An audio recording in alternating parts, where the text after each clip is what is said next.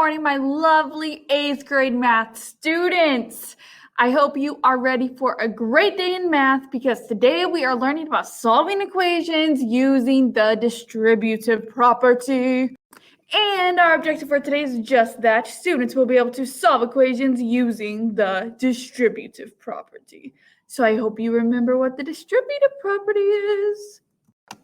So essentially what the distributive property means that whatever is outside of the parentheses, we are going to multiply it by both of the things that's on the inside of the parentheses.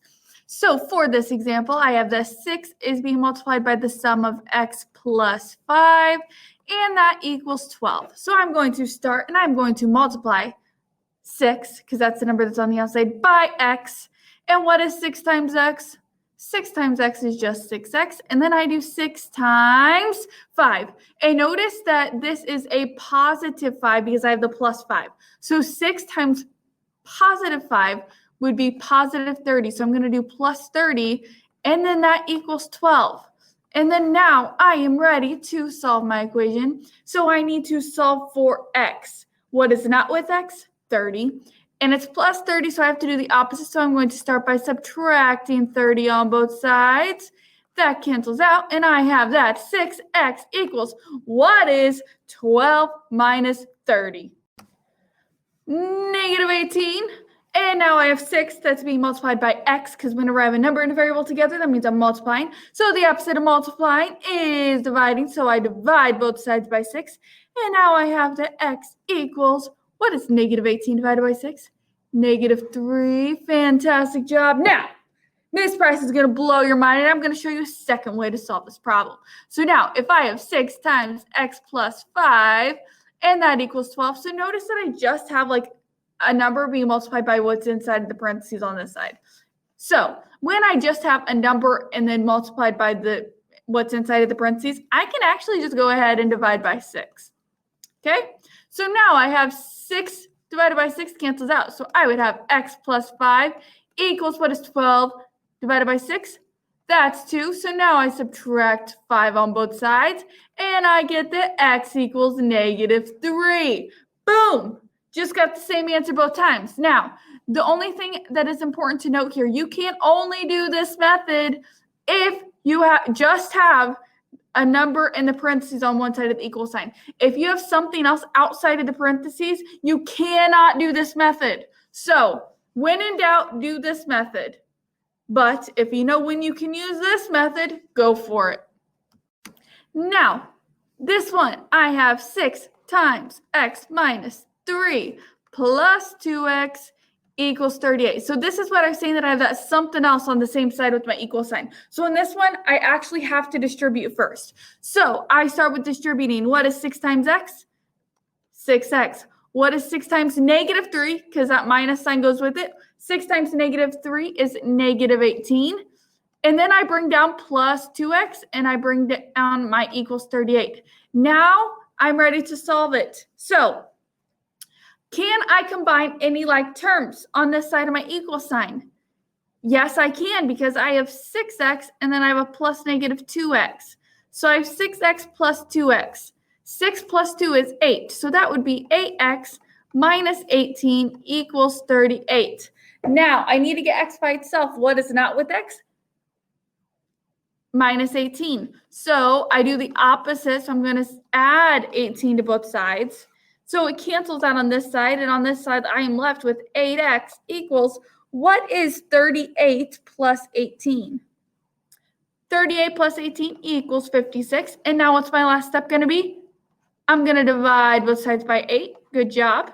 And what is 56 divided by 8? 7. So my answer is that x equals 7. Now, on your own, I want you to plug in x and 7 for x on both sides. So you're going to have 6 times 7 minus 3 plus 2 times 7. And you're going to see if that equals 38, because we want to get in the habit of checking ourselves. And another example, I have that 3x plus 2 times x minus 5 equals 35. Now I need to start out by distributing. I do distributive property first. So I have 3x. I'm just bringing that down. Now, notice I'm distributing through a positive 2x. So what is 2 times x? 2 times x is plus 2x. And now I have a positive 2 times a negative 5. What is positive 2 times a negative 5? Negative 10. And that equals 35. Now, can I combine like terms on this side of the equal sign? Yes, I can, because 3x plus 2x. 3x plus 2x is 5x. So now I have 5x minus 10 equals 35. Now I need to get x by itself, so I'm going to add 10 to both sides. And 35 plus 10 is 45. That canceled out over here, so I have 5x equals 45. What's my last step going to be? Divide both sides by 5. And what is 45 divided by 5? X equals 9. Good job. Okay, on this one, I want you to try this on your own. So CJ was solving an equation and realized he made a mistake. Where did CJ make his mistake? So these are the steps that he did. So I have step 1, 2, 3, 4, 5, 6. So if this was it, you're going to tell me what step he made his mistake, what he did wrong, and what he should have done. CJ's mistake happens between steps 3 and 4. So he had that negative 6x plus 10 equals 4x plus 20. Now, in order to combine like terms, he moved that 6x over to the 4x. But that is a minus 6x, so I have to do the opposite. So to cancel that out, I have to add 6x. So he should have 10 plus 4 plus 6 is 10. So 10x plus 20, sorry.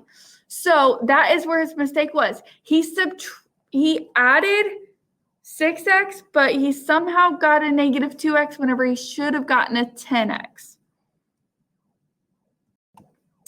And now I want you to try this one on your own. What is n going to equal in this case?